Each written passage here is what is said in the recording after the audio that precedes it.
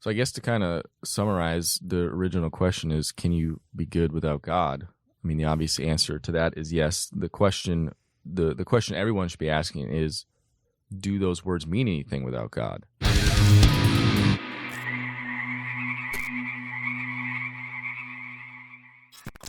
All right. Welcome back to podcast number 60 for us.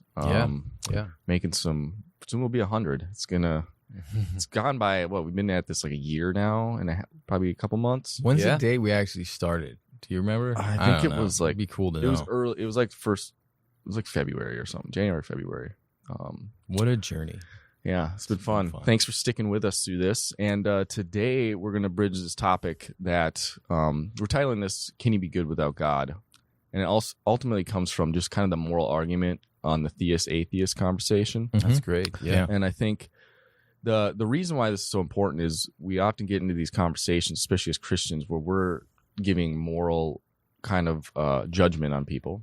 We're also giving prescriptions on what we find to be the best moral direction, especially like when we're talking about things like with the red pill potentially, or kind of doing reactions to some of these things. And ultimately, that conversation is important because if like it stems to the theist-atheist conversation. If God doesn't exist, what we're talking about doesn't matter. And I think you'll find that that's why sometimes we as Christians get in trouble of putting the cart before the horse, or as Jesus kind of says, casting your pearls before swine, where you are putting your morals upon somebody who doesn't share your beliefs. And I think that's one thing Christians... Why is that important to not do? Well, especially when you're trying to make the world a better place. Why does that not work out? It's just I think you need the foundation first. I think it's reasonable to do, like, I think because you're more like, if Christian morals are invasive in society, like society's gonna be better. But I think like if somebody's doing it from a subjective moral standpoint, that their morals can be blown around in the wind as culture blows. Well, the reason why we don't want to do it is because judgment means you're now being judged. We judge a person on the quality or who they are, right? Yeah. So if I'm putting my faith-based morality and ethics and judging you as worse off for not accepting them, that's not fair because you don't have Christ. You're not signing up for that. Yeah. I think there's a couple places where this conversation can begin. First of all, there's like, is there God or not? Mm-hmm. And then there's the morality question of how you treat people. And if there's an ethical question as well, like where does that come from? If there is no God, then it comes from man. And why does it come from man? Because holding a community together generally means you have to treat people with respect and not do basically like totalitarianism. You don't kill, right? You don't murder, you don't act tyrannical, you don't covet, you don't bang your neighbor's wife, stuff like that. You don't lie. Right. It helps society to work. So like there's those, and that you got to look at like where these laws came from to begin with. If you're going to verify, did this actually come from like just getting into communities and get into like you were bringing up like headhunters in South America. You can go to like some of the Polynesian islands where these are like basically like completely, they're Indian still. They didn't have much of this interaction with modern day world technology, and you can see a lot of their stuff, their rites to passage, a lot of these things, like the way they order their community. There's some of them are very low in morality and ethics, Well, but and that's the point of this question. And I thought of this idea of like if you were to enter like a new world. I was watching this movie. These like I think it was called. I forget what it was called, but they showed like this alien race, and they lived in like this gorgeous planet, and they all were like married and had like beautiful bonds. You kind of like tell, traditional stuff. Yeah, it was very traditional, and you could tell it was beautiful. Yeah. And I thought about it, like the people themselves were gorgeous. Where they lived was gorgeous. Their houses were gorgeous. Their lifestyle was gorgeous, and it was also like pure. There was a purity element to it. It wasn't only gorgeous, but it was pure. It was like a purityness to harmony. It was harmony, right? And like they were married. They had like this beautiful. They treated with each other with very much respect and reverence. They weren't like glib and and grotesque. And it wasn't like the vanity and you could see if greed. Like, what if this was another planet you would go? Like, what if they were just banging everyone? There was lies and deceit, and it was like opening up like hedonism. Vegas or something like that. Hedonism, Like what would you think about that planet looking at it? You'd be like, oh, that's a shit show. Like, I don't really Based on wanna what go though? there. Based on And what that's what though? this conversation is Right. about. Like, Yeah. you have a reference point that you're basing them to be hedonistic off of. But I'm saying it's a general instinct that we all have, that we gravitate towards the beautiful planet versus the hedonistic planet. You'd be of like, course. where do you want to get dropped off, pal? Which one of these aliens do you want to live with? You'd probably be like, take me to that place. Take me to the beautiful planet with Kind of the beautiful difference people. between heaven and hell. It really is. So Yeah. I'm saying there's like a bit of that when say God's like, it's written on our hearts. My law is. You know, I think there's a bit of that instinctuality in it, like where like the atheist could be like, yeah, it's coming from inside of me, and you can say, yeah, that I can definitely see where that's coming from. But then, where do you go from there? Right. You So know? I want to. That's a great description of like what God is going to judge us by, right? So God doesn't cast his pearls before swine. We know that. At Judgment Day, everyone's going to stand there, and they're going to have to give account. And the people who have rejected Christ will go to a place, and the people who accept him will go to a place. So that judgment is held together by the fact that we all have equal opportunity to answer this question we're answering here today, which is, where does this moral ethical framework come from? Is there a moral lawgiver? Now, just to let the audience understand what this is from a Christian perspective, this sort of digging in and discovering these questions, like where does morality come from? Yes, there's an easy answer. It comes from God, from us who believe. However, there's a mechanism we call apologetics, which is to give an answer to an unbeliever. To take the parable of the pig, right? The pig, the dog. These animal sort of references in the Bible describe Gentiles, unbelievers. And so in Peter, the book of Peter 3:5, we're told to be ready to give a response for what we believe in. And that's called apologetics, right? And so our focus in apologetics is to describe through reason, through rationality, because they're not going to be, they're the pig, right? They're not going to understand faith. They're not going to understand the laws written on your heart. They're going to have a very subjective approach to these philosophies and the meanings of these words. So we're trying to interface with these people with reason, with rationality, and the basics that we can all agree on, and make a case for why we believe moral and ethical the framework is developed by God. We don't even have to say which God at that point. That's another discussion, right? Yeah. But God. So do you want to pick up from there? Yeah, and I wanted to kind of read a C.S. Lewis quote on this topic because he's got such a great, he's one of the, I'd say, best apologists out there. And he came from an atheist background. If you read his like biography, it's amazing because you see this evolution of a man's just thought process on going from pretty staunch atheist writing on that topic to completely flipping. And this quote, he said, "My argument against God was that the universe seems so cruel and unjust. But how had I got this idea of just and unjust? A man does not call a line crooked unless he has some idea of what a straight line is. What was I comparing the universe with when I called it unjust?" And so that's kind of what the whole thing stems from. If you have, like we listened to one of Reasonable Faith's videos on this topic too, where they're describing, what was the original question? Can you be good without God? And so, that question stems not so much can anyone, like, you don't have to believe in God to be good or do good actions or do evil actions. It doesn't really matter. The question is, does that question even matter if God doesn't exist? Super powerful. Yeah, if you take the atheist worldview, it really crumbles from anything morally. If you're making any moral assertions, it's a real problem because there's no way to objectively base it. So everything is in reality a preference. So if God doesn't exist, you are saying, let's just say, do not murder. Well, you have no reason for that, because if we're just an evolved animal, random accident, like an animal murdering another animal, we're not calling them unjust, but we have this evolved sense that would make it, from societal standpoint, they'll say, well, that it's bad for society to murder people, so that's why it's bad.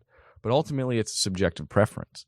And you have different cultures at different times that think it's fine. You got, who says Nazi Germany is wrong versus, our society now, if there's no objective foundation to what those morals are stemming from. Mm-hmm. And if a human being doesn't have intrinsic value, thus from being created by God, you can't really objectively say those things are wrong. Yeah. Can't judge them. No. Can't judge them. And then what happens after that, if you want to sort of take this process of moral disintegration further, is that you have disconnect from the source, which is God, and then you have self-worship, so you're worshiping your own subjective moral code, and then you have obviously chaos and disconnect from the people themselves, so community breaks down. Those are things you can see empirically that would tell you that subjective reality or subjective relative morality does not work. It can't work, right? The product of that you'll get is chaos and death, right? Because it's the same way we agree on the definitions of words, right? So you have to first establish what is moral, right? What is ethical? Why do these things always come up at the top of the list when you're evaluating a person's character? It's kind of in every area of life we're making moral judgments. Every single time. And I think Yeah. a good to describe, too, for the viewer, because sometimes understanding these words subjective and objective and what does that concretely mean. Good, yeah. I think a good way to think of it is if you take like a moral action, we'll refer to that as the object. So let's say slavery. One way I like to think of it is that action wrong across all human history, time, and place, no matter the opinion of the humans at that time? I would view that then as objective because the action is outside our opinion, whether it's right or wrong. And then subjective is obviously, well, time and place, whatever the society is preferring at that time is fine. But I think that's a good way. That's how I like to describe it. Right. So like subjective is always concerning. You could look at subjective like it's being informed by the person. It's like a closed loop, Mm-hmm. right? Closed loop. Objective, everybody has to kind of agree upon. It's concerning the object in question. Moral. They don't even have to agree upon it. Like everyone in society could agree 2 + 2 = 5. It does not mean it's 5. That's the beauty of truth. Mm-hmm. Truth doesn't depend on our objectivity or our subjectivity. Truth is beyond that. That's why the scientists have begun to worship science, because it's something that gives them this backbone of truth you can't just get. And that's where we have something that transcends the sciences, the arithmetic, the things like that, which is faith, the virtues. The virtues are what inform your ethics, right? And your morals. So getting an atheist, if you have like a friend who's a serious atheist, they're probably going to be familiar with this argument to some degree. If you have a friend who's just not believing in anything really, just kind of being lazy, they want to have subjective morality and enjoy the sinful life they're in, so they're not going to look at the question deeply.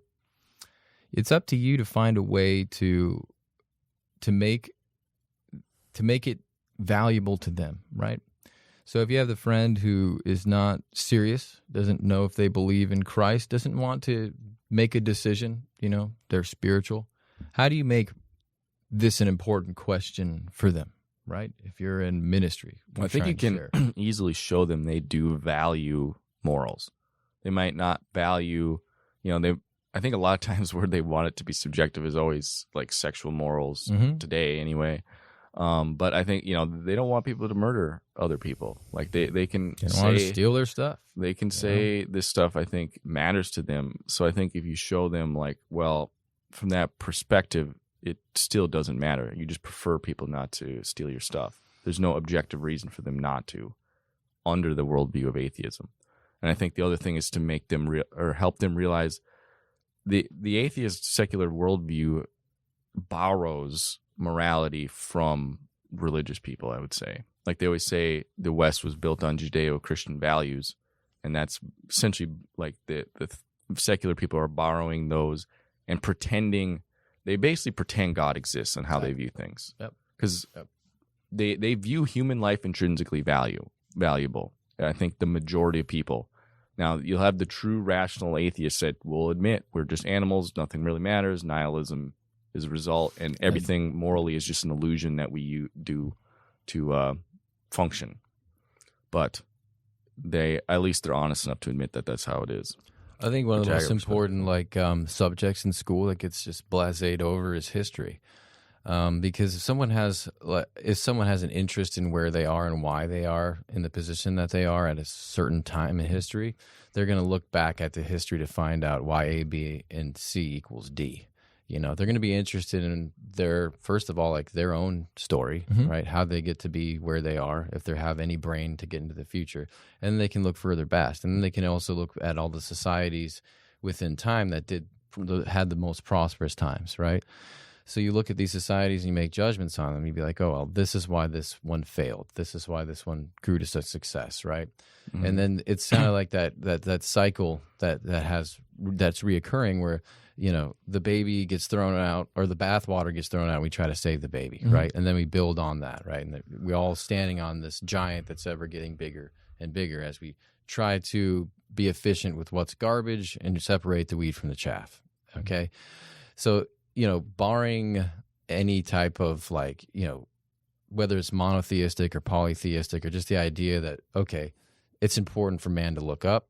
He's got to have some type of something that's outside of him and that's more powerful than he is, right? That's kind of bringing this whole thing together. Otherwise, it really does become a feral environment where people just do whatever they want to do, right? There's no real purpose in life other than to just reap whatever depraved or not depraved pleasures that you want, right? And by whatever means you get them, go for it. Doesn't really matter. Oscar Wilde. You can read Oscar Wilde. You can read this. So, like, that being said, I think the story is so important, and that's why apologetics, like C.S. Lewis, does so well, because he really connects with a story. He has archetypes within those stories that you can relate to. Like, a lot of our morality comes from watching Disney, you know, or these stories that we grew up with, you know, whether or not that was like, you know, childhood rhymes, you know, Jack and Jill run up the hill, so-and-so, or, you know, there's, if you listen, like a lot of what got me to extract a lot of the beauty and like the essence out of a story is like Maps a Meeting or Joseph Campbell, Here with a Thousand Faces. Jonathan Pageau. The symbolism that's behind these stories really opens up these stories to becoming real. And then you're like, okay, this is why it's real. Well, I think you go further into like, once you have this information like from these stories and you're like, okay, this is a value. All right, you know that having a God is a value. Whether or not you want to admit that to yourself or not is a value. It's a value at all these different levels from all these very smart people that live throughout history. Okay. So I want to bring up a point here. So as we're interfacing with the person, we're trying to answer this question for ourselves. Why is morality and ethics, where they come from as a believer? But secondly, we're trying to make the question relevant for the person we're asking it to. So you have to get intimate with them. You have to find a place where they can connect with it. And when you can find that entry point for morality to say, sometimes it's as easy as saying, look, you want to make your life better. You want to eliminate the chaos, all the stuff inside of your life. You're going to you always employ your moral and ethical judgment. Your conscience is always at play, just like Pinocchio, right? You see the little cricket.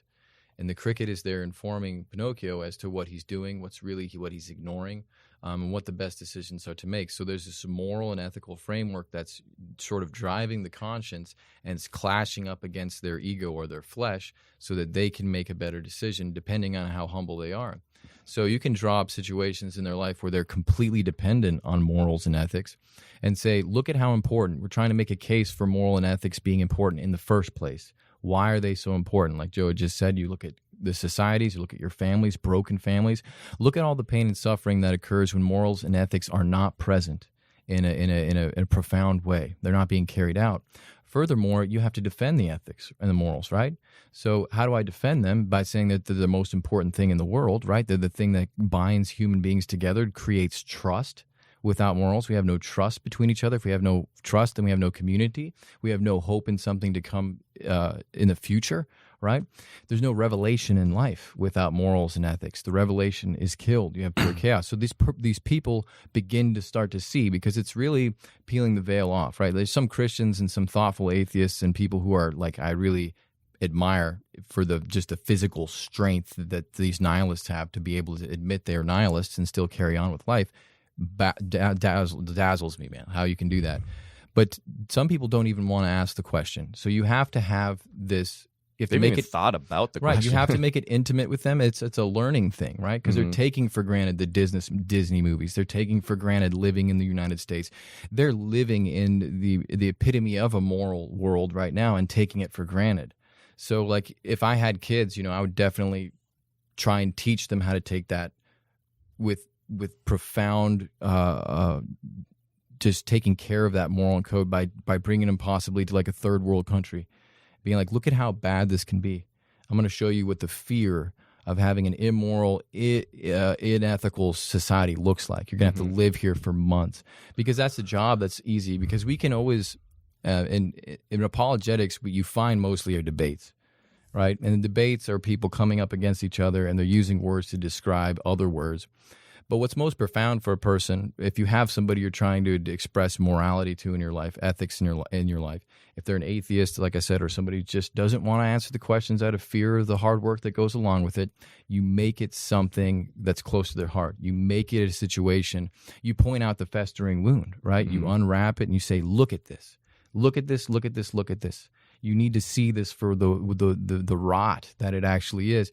And then they will inspire the desire to learn. It's the same way the Holy Spirit works on us with the conviction of the heart, right? When somebody looks at pornography over and over again, if you were to manifest that as a body part rotting off, and you were to say, like, this is what you're doing to your body, and you see, like, festering and all this disgusting pus and stuff, just hair, just filth, and you're like, that's what I'm doing to my body?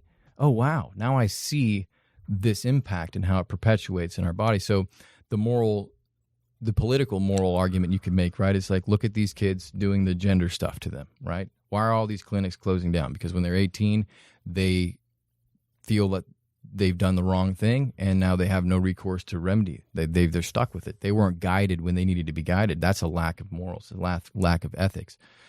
And so for the atheist, when he asked the question to you, this is where history is so important, because in many ways, what you can at least point out to the atheist, because you'll say, well, you know, I think we all pretty much know what good and bad is. And they can even say they don't even care about being good, right? You have a true nihilist. They're like, I just don't care.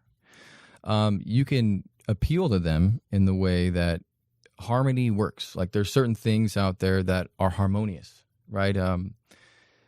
They're beautiful because of the way they're structured, and they have an impact on us that feeds our soul, because it's like, we call out to it. We have a preference for it. And you say to the atheist, hey, man, or the nihilist, hey, in a perfect world that you could construct for yourself, would you put nihilism in it? And if they're an honest nihilist, they'd say, no, I'd actually prefer to have God. I remember when I was in my nihilist point, I was like, those Christians are so lucky. They can just go to sleep and pray to God and know that he loves them, you know, and I don't have that. Like, that sucks. And then it's like, well, what if you would create a world without nihilism in it? What makes you think that's the answer? So it comes down to the other question in apologetics for what is truth, right? Which is another heavy one. Yeah. The ultimate conclusion of nihilism, few will admit it that are atheists, but that is the ultimate conclusion, and it becomes a endless kind of, I don't know, it's a bit circular reasoning too, because on the truth topic, like a lot of them will say that everything is subjective, basically, because it's just, we got chemicals in our brain firing, we're seeing stuff, our brain might be interpreting that any sort of way. And so I've seen it, if you go watch the long-winded debates like William Lane Craig, they're like 2 hours, they'll get into stuff like this where, you know, they view really nothing is objective, even what you're seeing, because it's just brain chemicals going on. And so then then it's like, well, if nothing is true, is the statement that's saying nothing is true? So you end up in this circle that's collapses. I'm so glad you brought that up. That's a truth statement, right? So I say, and people this is going to cause them to hopefully take their time with words and not be able to be baffled by bullshit, really. And that's to say, if I say there is no truth, that embedded in that is a singular truth statement. Yep. And that is that there is no truth. And it's hard for people to understand that, because I'm saying the same thing backwards and sideways. There is no truth. then that is the truth, that there is no truth. So the statement is defeating itself when it's spoken completely. So you can't really say there's nothing without saying there's something. That's why the Lawrence Krauss, he has that book, You Can Get Something from Nothing. It's kind of ridiculous.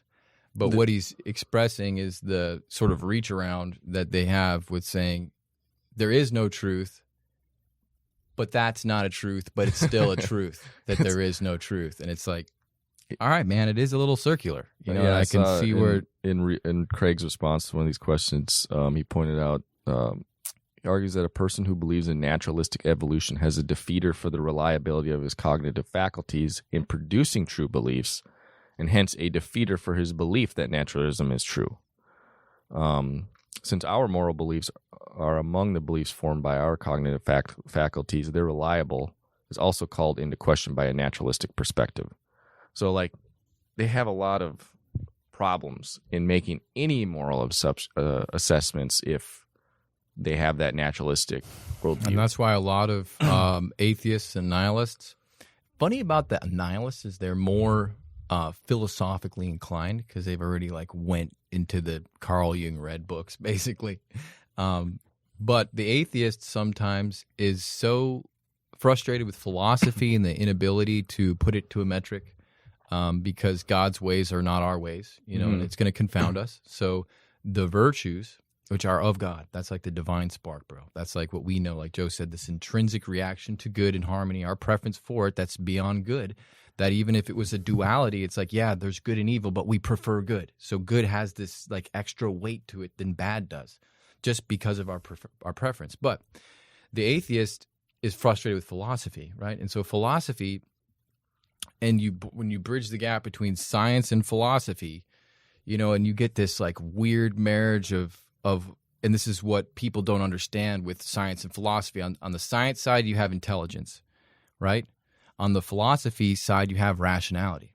Now, I didn't know this for a long time, but intelligence and rationality are two separate things. Like you can have, and the reason why I learned this was because of the AI that's out now. And so John Vernake's talking about why that AI is super intelligent but not rational. Right. So you can have the scientist who's super intelligent, but they're not rational. So the philosophy side is rational. So it's saying, well, I'm super smart about this and that. You know, I know how these things can give me products and, you know, solutions, but what is better? It's kind of like the decision between what's intelligent, what to apply yourself to. That's why these AIs have to be cued by a question, right? So the rationality is prompt, right? And prompting it is now becoming the more important aspect of the AI than anything. So the morality that we have is very much a philosophy, right? So it's philosophy because it can't be quantized and pushed into the mechanisms of math and metric systems and stuff like that. But that's also the superpower that it has because it allows us to understand. When you think about the human, what we want is harmony, peace, right? Joy. And we as believers can have that in the midst of a storm, right? So that's not qualitating. I mean, that's not adding up, right? But we have it because we're being informed. Our morality, our conscience is being informed by the highest, this resource of it all, right?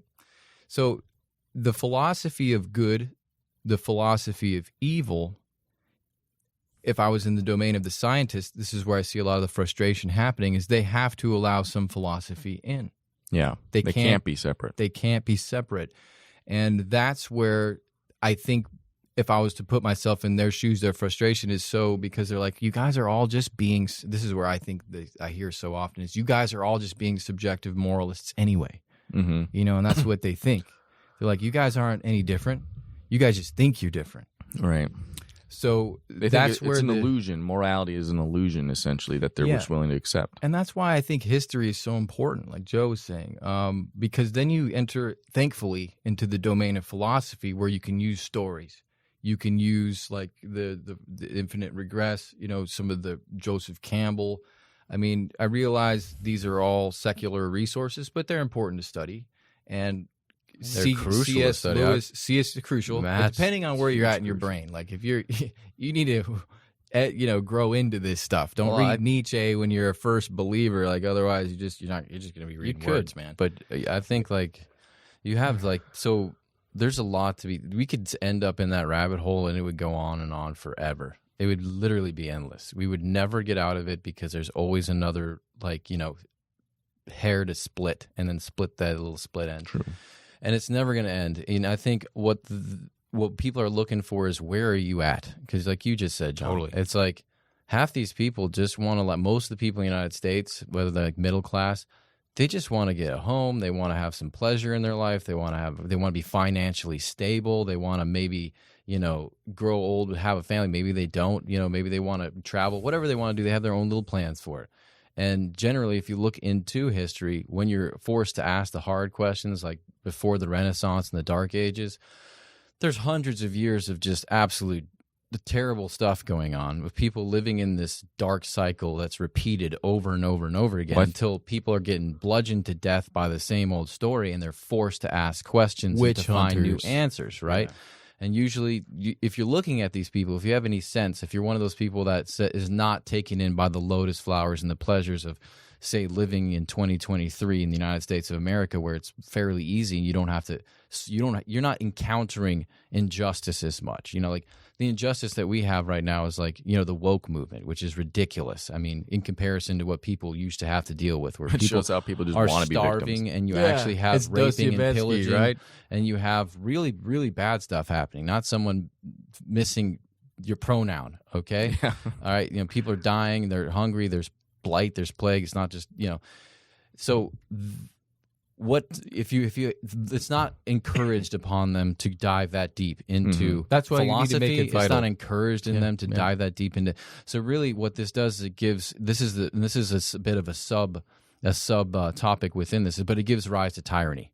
Because then you have control, and then what we have like false idols coming into it, like the CDC, or like or even a lot of these controlling forces in our life, like the CDC, the FDA, all these people that tell you what you can and cannot do, which are operating on private interest groups, or like for instance, all the patents that we have in the patent office that could make your life, all these lives, way easier. Whether that's free energy or cool nuclear or whatever these ideas and concepts are to progress us to do what Jesus said to do. This is what Jesus said to do. He said, clothe the naked, feed the hungry, right? Take care of basic needs, because that's what Christ did, right? But instead we're in those rabbit holes talking about whether Protestants are right or Catholics are right, or, Orthodox is better than Catholicism, and like splitting these hairs when Christ went out and he was just doing things good for people and finding solutions. And Christians should be all about that right now. That's what we should be doing. It's the same. I wanted to. That's not where most people are in their Christian. They're not asking those questions. They just want, okay, I got cheated on by my boyfriend. I feel like I got, there's an injustice in my life. Where is it? Where'd it come from? I'm not getting paid enough. Someone slighted me at work. Like these are all things that happen that get people to maybe dive a little bit deeper into morality, right? Right. Made it because personal. they feel it in their hearts. Like this was wrong. It happened to me. I got slighted. Okay, and that's not fair, right? So they're looking to justice. They're looking for rules. They want some guidelines, You right? got to make it personal, otherwise the argument just doesn't matter. You got to create purpose in the you got to educate. Really, it comes down to education. Yeah, I think one good example they always use, and I think it would be good in the personal side, is about children. Like if your child was, murdered, would that just be a preference that you didn't like, or is that wrong at the core? And I think you can get most people to admit, like, that is wrong at the core. Like, that's a true evil just by your lived experience, rather than it's just like, oh, well, it's a preference. And it's also getting people to understand, like, from the Christian perspective, why we're so strident with keeping ourselves pure, right? So you take the child, right, and you say, okay, this child is being raped or some horrible family situation, right? And they're like, oh, that's horrible. But then you're like, well, let's look at the chain of consequences that causes these kind of things to happen. Let's ask ourselves why we as Christians have a high moral and ethical code. Because if we don't have higher code with our relationships, this is the product. Kids end up getting raped, killed. This is what the product is if we don't hold ourselves to these decisions every single day we make. Treating my wife with respect, not lying in business, not creating, like when you look at Yale, right, and Harvard. False Both scarcity. of these schools were Christian schools to begin with, and they taught ethics and morality. They embedded that within all their stuff. It's like, you're going to come out of here, you're going to have a superpower, and you need to treat the world as something you're meant to enhance. Now that paradigm has shifted. It's like, get the sucker, do the best you can for yourself, and that's all that matters. It's sort of Darwinism that's at play, where it's do the best for you, and that's it. And you have to say, like, if we can agree on the kid getting raped and killed, right, we have to ask ourselves how we got there. And what why, are the yeah, why is that circumstances bad? got there? It's But because also, why is it bad? Well, why is it Because bad? humans have intrinsic value, which is Oh, the it's a whole great one. foundation to Yep, it. yep. And that's where you see the communist countries is a country that those systems usually end up atheistic. They don't allow religion. And you see the end result is they don't view humans as having intrinsic value. They view them as animals. So then murdering them is no problem. Put them in camps just to keep fear and tyranny and power is no problem. Letting them starve. Like, these things become less of an issue, and you see it happen over and over again in those countries. It's just like an inevitable. Yeah, and I'll the go irony further. of it all is that on the surface, they're saying the exact opposite. We love humans so much that they're all equal, right? And we need to treat them all equally. And so you have to do the digging and see what's actually being ramified there through action. What are they actually doing versus what they're saying? And this is where Joe's critique of the church is important too. I don't think it's a huge majority of people that are in the church actually thinking about the deep apologetic questions. I think there should be more, because honestly, it opens the door to be more accountable to themselves and develops more of a sincere, harmonious, ethical, moral action. And they're going to have to dive into the word more. So it's a good thing. However, if you're like in the church, it's a body, it's a mechanism that's supposed to progress the world and find more harmony. And so making it a vital question is something we need to do by asking people these, looking at their life, examine. You're going to have a different person in your life. It might be your mom, your dad, your wife. You can't come at them with these bottled arguments so much as you need to enact them to try and actually instantiate a change where they can view themselves in this lens, not just sort of like this abstraction. They need to see it connected to their lives. You need stories that are incorporated in their lives to distribute the wisdom. Otherwise, the wisdom gets stuck in the bottleneck of abstraction, and you get in the same situation as science versus philosophy and all these other things. I really believe what Paul said to the Corinthians when you're dealing with apologetics is important. So he's talking to the Greeks. These are some of the most rational, intelligent people at the time. He goes through the apologetic arguments with them. He takes his time to describe things. He even uses their own Greek literature, speaking through their words to help them understand. He makes it vital for them. He makes it something that they have to pay attention to. But then he says at the end, once their minds have turned towards this, what you were turned by was the demonstration of the Holy Spirit. Right. Right. So this is something we as believers have to realize is our intellect, our intelligence is good. It's going to be a helpful tool, but it will not seal the deal. So with apologetics, like Joe was saying, you don't want to lean too much on the rabbit hole with a person. You have to at some point acknowledge, okay, if I'm talking to an atheist and he says you're subjectively moral and I am too, just let it be, right? And this is because we're talking about apologetics in action here. We always want to get an outcome.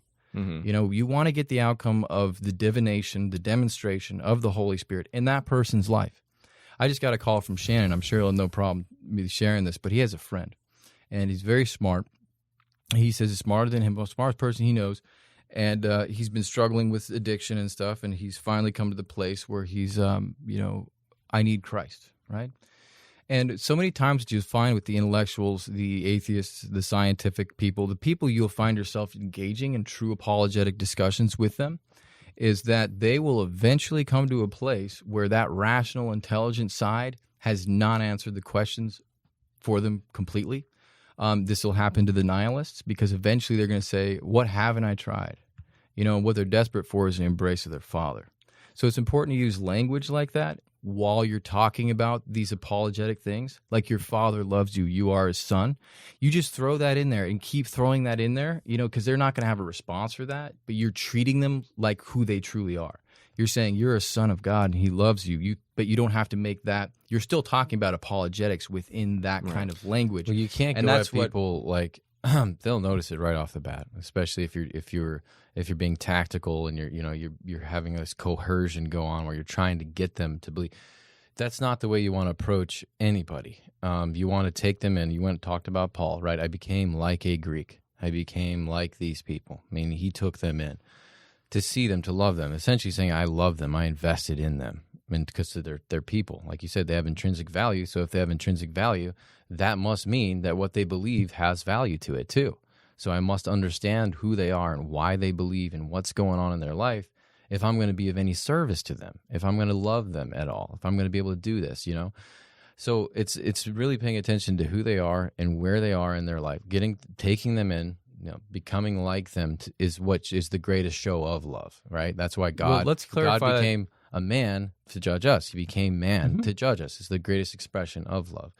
So when you're looking at these different, I guess you could say, these different levels and these tiers of like how far somebody is into like morality or ethics, whether it's like the guy who got dumped by his girlfriend, he's going red pill, right? Or he can't get it. These are things that are afflicting him. Or it's the married guy that can't, his kids are being really rebellious. Or the guy who's just trying to be successful in life, right? So he's fighting getting screwed over by people that are in business that are taking advantage of him, the sucker, and exploiting him, and the shark mentality, right, of this world. And they're all finding, where are these people, right? Or are they the nihilist, right? That's an atheist that's taken this deep into their souls, and they're looking for answers, and they're really like questioning these things. But the idea, like you were saying, like love your father, you can say these things, you can seed these seeds in without being like outright tactical. You don't want to be that way. You want to love people. Okay, so first of all, you're not being tactical. You're being, it's the bottom line of truth is being as honest as you can with the situation. So calling them by their name, just like when the name of Abraham changed, or Jacob's, what's your name? You're telling them this is they're going to actually reach out. You're being honest. It's not tactful or coercion. It's actually tactful and coercion to leave that out because you're trying to make it more palatable for them, because you're misdiagnosing the situation. They don't need more rationality. They don't need more intellect. They don't need more reason. They need more God. So you're talking to them like Paul would talk to them, right? It's not that you're becoming like them so much as you're understanding them. You're making them vital to you. You're loving them so much that you're understanding them, right? And so that is not becoming like them to the point of the fact that you're believing what they believe. It's becoming like them to understand the poverty of God in their life. That's what it is, because Paul has God. What they don't have is God. So he's becoming like them in the poverty of God in their life. He's understanding that. God came down as a man. He became in our likeness. But he didn't go to brothels. He didn't get drunk. Not saying he did those things. This is for the younger guys so they can understand, because it's a hard concept to say. Like, I became like them. More what does that mean? Well, you understand them. That's the point. That's the point. Is you understand them. So you. But I see the reason why I said he couldn't judge us otherwise. He could have. He's God, but he chose to do that so you can understand them, so that you can actually start to. So when you become like somebody, you understand their needs, their poverty, the deficits in their life. That's how you become like them. You already know what pride is. You already know what ego is, what rationality. You've been through those things, so you understand the mechanisms they are. It doesn't matter what they're applied to.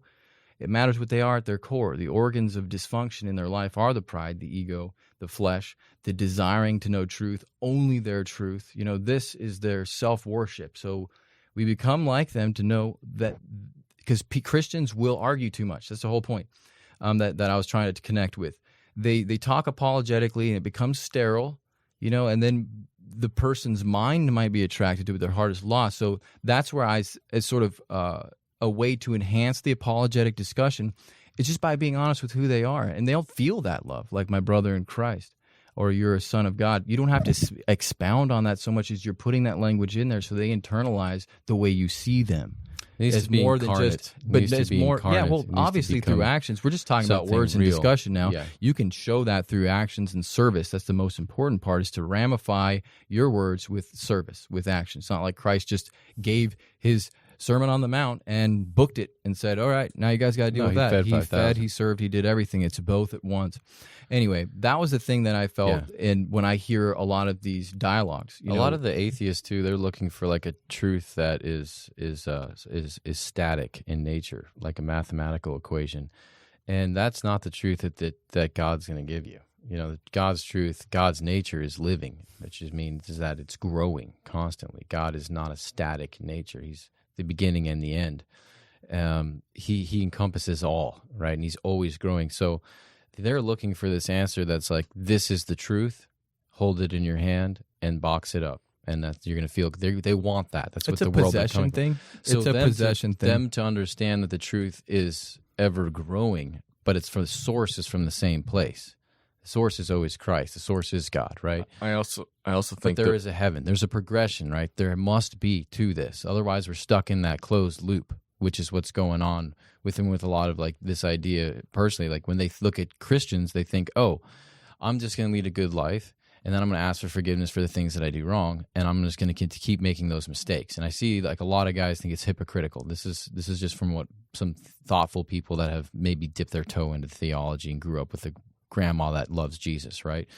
So they don't really know what they're getting into, but they see the hypocrisy in it, right? They see that must not be the truth, right? They're looking for this perfected singular item, right? And it's like, that's not what's going on here. That's not the essence of this truth. It's a progression, and we're here to grow along with and to understand God's character through this progression. So we get little bits of it, like science, it's a relationship, and we That's learn what more they want. through His They want a creation. We learn relationship. more through the sciences. We learn all about His character through this. And there's an order to it, and there's a growth to it. So I think knowing, and for instance, the other guy, maybe he's not a scientist. Maybe he's never cracked open theology in his life. He's just dealing with like a moral problem. Maybe somebody lied about him at work and like took his reputation and trashed it, and he didn't get the promotion that he deserved, and he got the work that he did was taken by someone else, and the credit was not given to him, right? Like maybe he's dealing with something like that, right? And that's a moral issue where you can think, okay, I can handle this one of two ways.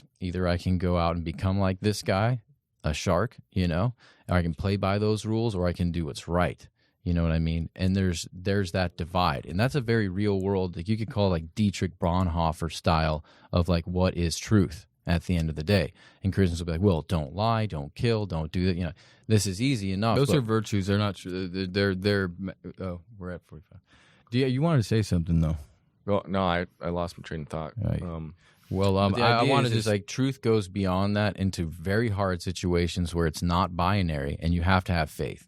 And I think that's where the atheist and a lot of these like deeper thinkers will understand that eventually, because there isn't really an answer displayed there at that time. Hopefully You're going to have faith. Yeah. You're going to have to jump and take that risk and know where your heart's at. Well, they already and employ the only way you're really going to have that is if you have a heart that's filled with the Holy Spirit, something that's going to lead you and say, you know what, this is what it is, and the rest of the world is not adding up to this, but this is the right way to go. I remember what I was going to say on your train, like the atheists, you said they want something concrete, probably to grasp on, and I think it was Craig or someone else was saying how I think that's almost like it's like a cop out for them, probably being hurt by a Christian or something growing up. It's like they expect kind of an unattainable level of like, I want this just really literally in my hands, when they don't have that requirement of like anything else. Like there's so many things in life that we take that are not concrete, like emotions and feelings and stuff like that they totally buy into, no problem. So I think that it's almost just like a barrier they set up, like I need this to be 100% fact in my face for me to consider it. Meanwhile, it's like not even a realistic ask. So it's an imbalance, yeah, right? it's not something they're not being genuine in their search of truth in that. No, it's coming from like a place of like, and I think this is so common with, because like even the guy that got slighted at work, right? Or this guy, the atheist, right, that needs a father, that needs that love. He's actually looking for that love. Or He's how a about nihilistic guy. Or how about the current atheist that was at a church, got slighted by somebody at church, and that's for sure. So they have what I'm pointing at is like there is this resentment that's built up. Yeah. And that resentment is what is the enemy of morality and what's doing right, because then you get in the position of power, and then you end up slighting others, right? You end up doing the same thing that was done to you, right? Whether or not it's right or not, it just becomes instinctual, and then the cycle again repeats. Right. And that's what Christ came to destroy. He's like, I'm not going to be your hero that's going to ride in with a giant machete and chop all these Romans' heads off. I'm not going to do that. All right? I really need to stop this cycle from occurring again, and I'm going to give you Christ, the sacrifice, and you're going to understand that I'm going to die for you, so your resentment no longer has to be there anymore. All right? It's gone. So now you can actually move on, because like true winners, they're not like slighted by a failure here and there. They might lose a girlfriend, whatever. They're going to find another one. And that was Christ. He was like you call him the ultimate Chad, because he never got offended by anybody. And he didn't hold on to that resentment because he knew he had that, quote, abundance mindset where he knew he was the king, he was going to win, and this is the way you stop that cycle from occurring. But it's the fear and the resentment that keeps that cycle, the cosmogonic cycle, reoccurring.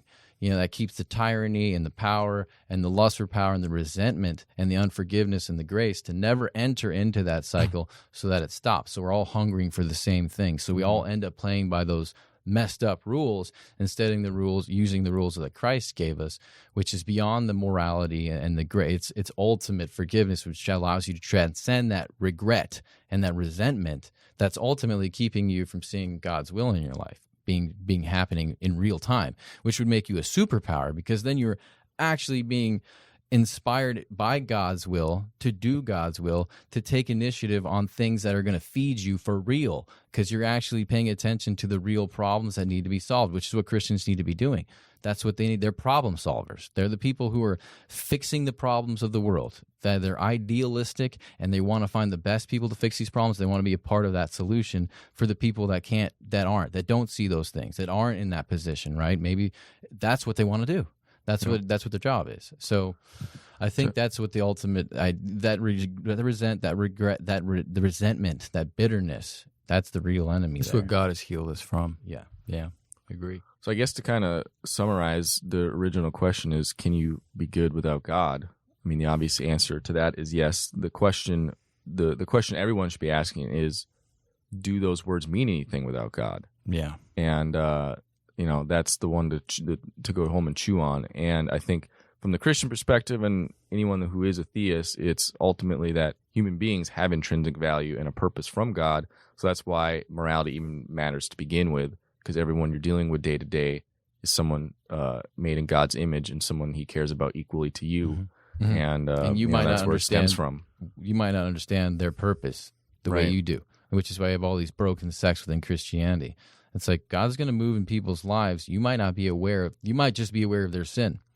Yeah. You might not be aware of how God's going to move them. Speaking of that, to maybe end it on this topic, is back to the cast your pearls before swine thing. Mm-hmm. How do you guys view that we should handle, like we talk a lot about some of the red pill, I would say, failings in their prescriptions, I would say. Mm-hmm. What's our job as a Christian in navigating that and not casting pearls before swine, while at the same time upholding Christian morals? Okay, well, we have to first be honest with ourselves. Truth is found by allowing Christ into your life. So from a Christian, as a redeemed creature, we have to understand the battles of the flesh we're going to be facing, and that's delusion.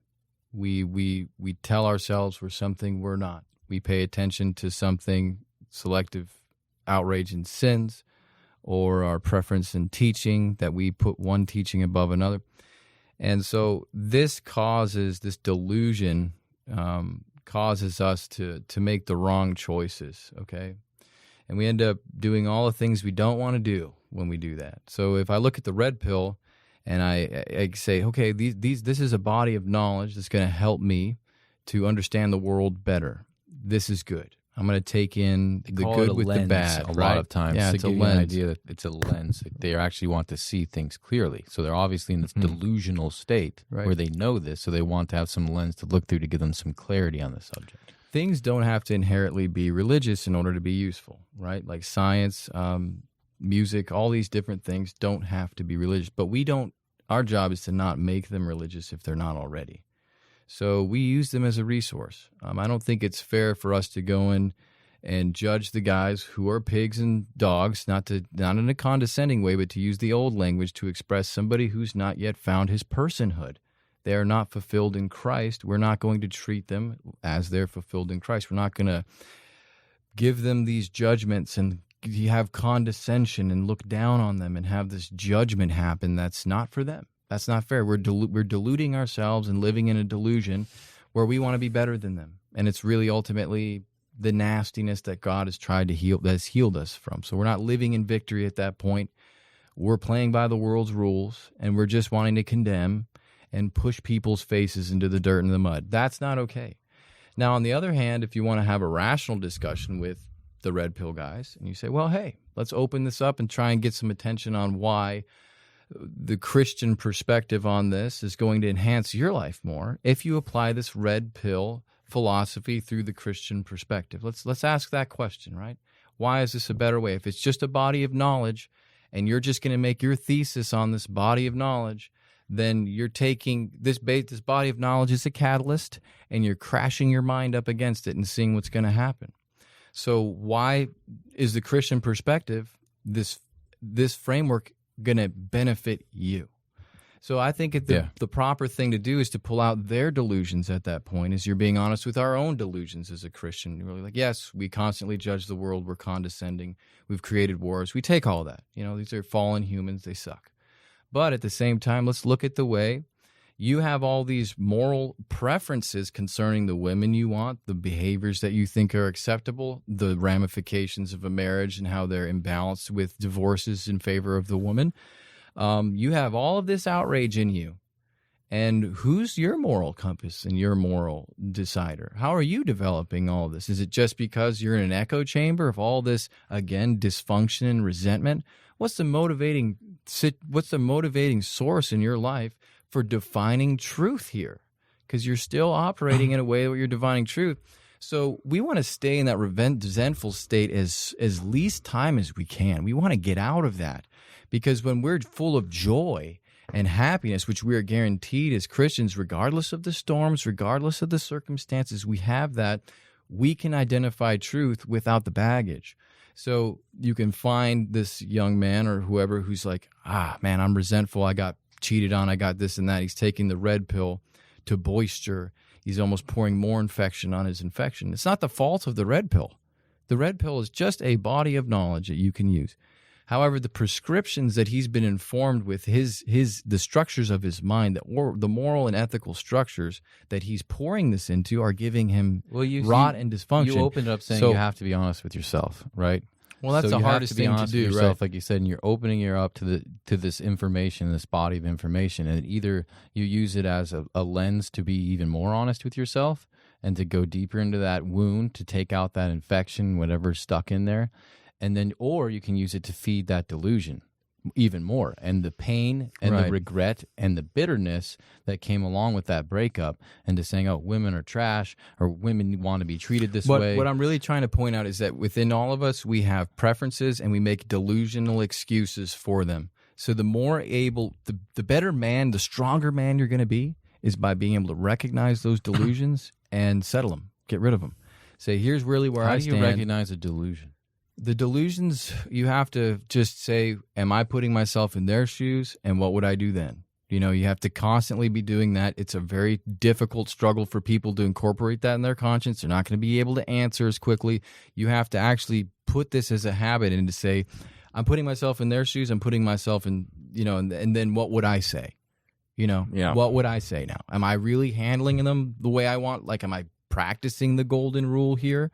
Right. Or am I so traumatized and ruined by my life that even when I do implement the golden rule, I'm still just administering more abuse because I haven't been redeemed by Christ. I haven't been taught how to love. So how can I do the golden rule? Christ says the first commandment is to love your God with all your heart, all your mind, and all your strength. Then you're taught how to love so you can employ the golden rule. You can't just go out and do the golden rule, because what you want for done to yourself is not what somebody else wants. Aquinas says, to love someone is to want to desire good for the other. But if you don't know what good is, then you're not going to be doing them any good, right?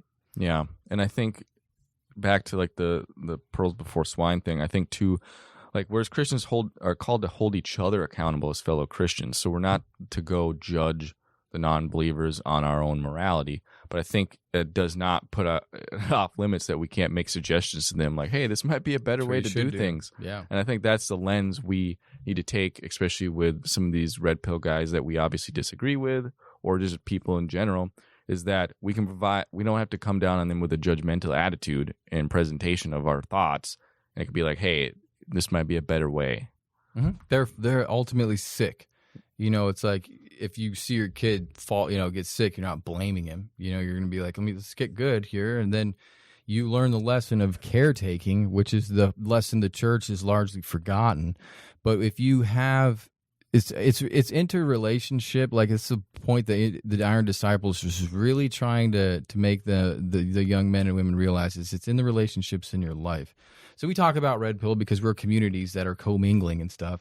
But that's the example we're trying to give you guys, is like, hold yourself accountable yourself accountable to get over your own delusions so that you can do it for your brother. If you're living in this place where your rights are righter than the other guy, then you don't have that humility mechanism to put yourself in other people's shoes. But at any rate, it's useful stuff, and I think that the communication we have between believing brothers and accountability, like you said, Mike, is different than the communication we're going to have with the non-believing crowd. But the common they feature don't believe is in a love. life after death. I mean, that number one just changes the entire ball game of what it means to be alive till you die. That changes everything. Yep. And to be honest with you, there's no time where your actions are going to add up at the end of your life. It's just do what you have to do to be as successful and amount as much wealth and have the hottest chicks and whatever that you can until you die, and then have some children. Yeah, you have to be honest with yourself that if you had their worldview, you'd be doing what they're doing. Yeah, essentially, yeah. Exactly. I mean, exactly, So man. they have to switch worldviews before they're going to accept your ideas. That's why Right, and I like that's why I Jordan like to- Peterson's syllabus is largely focused on getting people to humble themselves. So there's a book I strongly recommend the audience to read. It's called Ordinary Men. And what that does is it describes the delusions every single person has about their moral and ethical superiority and how grand they are as a good person. And it shows you that these soldiers that were sent with no military experience, they were literally grabbed off the road, never fired a bullet in their lives, were turned into mass murderers in the span of a couple, 3 months or something like that. Dave loves Okay. that. He wants us to do a podcast on Absolutely. do it. But this is the human condition that we're up against. And so when you're in a society like our United States, which is incredibly, excessively beautiful, we start to forget about this delusion. If you're met with like having to hunt an animal to feed your family, you're going to see your ineptness. You're going to see the struggle, the need to live. All these things are going to become crashing down on you. Well, that's not what a lot of people encounter anymore in ordinary That's men. why it's You're so counting important. extraordinary times. Well, if somebody was to ask me, like somebody on the red pill, like, how do I get rid of my delusion? I'd be like, you have to see how much self-control you have. You probably have no self-control. Can you fast for 3 days? Can you go to, where is your self-control where you can outwit your own weakness? That's where you'll start to see your delusion, because your delusion is constantly upon you. How do you fight it off? Do you have any fortification in your own mind? Any power to fight this off? Or are you even giving look in at- constantly? You can even look at like the satiation thing that the red pill talks about. I'd like to Kinda bring the- up, like, since I talked about history and the idea of looking at the greatest movers within history, these great minds, these great people, these archetypical heroes, right? These are the guys, like, we're all the Hollywood's obsessed with, all these Supermen and these Marvel characters, right? So if you have a mind, you go look in history, look for the real ones, and you can see, okay, these are the heads, these are the talking heads right here. And like Andrew Tate was, like, I think probably like one of the biggest, like, red pillar characters out there, had the strongest rise, and then he came down. And what's fascinating to me is he's very well spoken. He can back up what he says with facts. He's a world-class fighter. He got the Bugatti, and he's honest about the Bugatti. He wanted the Bugatti because when he was a kid, he saw a guy in a Ferrari and, like, a blonde-haired chick, and was like, I want that. And why do you want that? Because he felt inferior to him. He felt inferior, and he's like, I need to become more so I can have that. So he became this guy. How did he become? He did that through basically pimping out women. He did this through any kind of worldly means he possibly could, pandering to the sexuality and the depravity of men, essentially, our sexual depravity. And, like, these guys obviously aren't getting girlfriends looking at these webcam girls. Yeah, here he is telling them to go out and find girls and stop looking at porn. Very ironic. And he sees his identity start to crumble around him. His persona is now being caught up with his actual history and what he's done. And then you see him go to jail, and then you see him come out, and he realizes, I cannot sustain this anymore.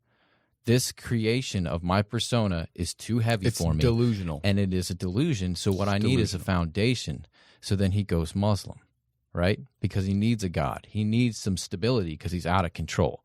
and he knows he can't sustain it anymore. It's like it's reached critical mass. It's going to explode, right? He's going to white dwarf territory, right? So if you see these minds and you see what they gravitate towards, people that have done much greater things than I have done or that any of these people listening that have done, take into account their stories. You know, we even brought up Nietzsche. No, it's like picking a leader, picking your thought leaders. Who's your thought leader? How are you vetting out your leaders? Are they pandering and coddling you and your desires? The Bugatti, the hot chick, this stupid, Hollywood idea of success, or are they challenging you to something deeper? Which is Christ's challenge is the ultimate hero lays his life down for those who don't even deserve it.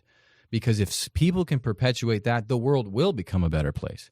That's something people really need to understand is your life is a brick in the life of this church that's been spanning the generations. Are you going to build it up or are you going to take a brick out? And so that's where you lay your life down. The idea of self-worship is the crux of what causes the delusion. Yeah, are you going to connect to the mycelium? Which is connected to the inferiority complex everybody has with the world because you're never good enough. But in the eyes of God, you are. And he loves you despite your sin. He loves you despite these things, and he'll die for you even on the last day of your sinful life. So this is the mind frame we have to have. It's what will disconnect you from the rejection, from the inferiority, to be able to have the understanding of the delusions you do have, and then that humility to connect with others, right? When I got done reading Ordinary Man, it humbled me because we have these delusions of, Grant, I'm such a good guy, or he's such a good person. When the leveling field is brought down to the truth of what it really is, and we're no longer looking through this lens of kaleidoscope, this is the bedrock everyone's crying out for. Like when you talk to the atheist, he's crying out for a spiritual father. That's his spiritual poverty. That's where you that's what wisdom calls for, right? Yeah. So morals and ethics are something you cannot escape. You're going to have to answer these questions. If it's a catastrophe in your life or a loss, pick your example. There's tons of them. Something is going to bring you to your knees, and it's going to be that, like, you can cut the body, you can destroy the body, but when the heart has been destroyed and cut, it's a very different circumstance, and there's the door open for hopefully an apologetics conversation on saying, well, where does all this come from? Why are you hurting so much? Let's talk about this. And to use that apologetics conversation as a vehicle to show them that, yeah, we're Christians, we have faith, we are the crazy people who believe in a man in the skies, just to put it in their words. But we also have reason. We also have intellect. We're employing these things in a harmonious way to see how God has given us the opportunity to perceive truth together. Hopefully in an incarnate way. So it's not just words. It's not a disembodied way becomes a dialogue, which is like the scientists. And that's like when I see Rollo, and I love Rollo, it's like having an offering to the world. Like I invented a way to cure AIDS, and I leave God out of it. It's like, why would I do that? I have an amazing ability here, and if I'm not glorifying God in this, then that, just like the atomic bomb, they thought they were given free energy, but then it was corrupted, right? So the guiding forces for all of this progress have to be informed by the truth, by the moral and ethical codes. So yeah, absolutely. Awesome. Well, I think we'll end there.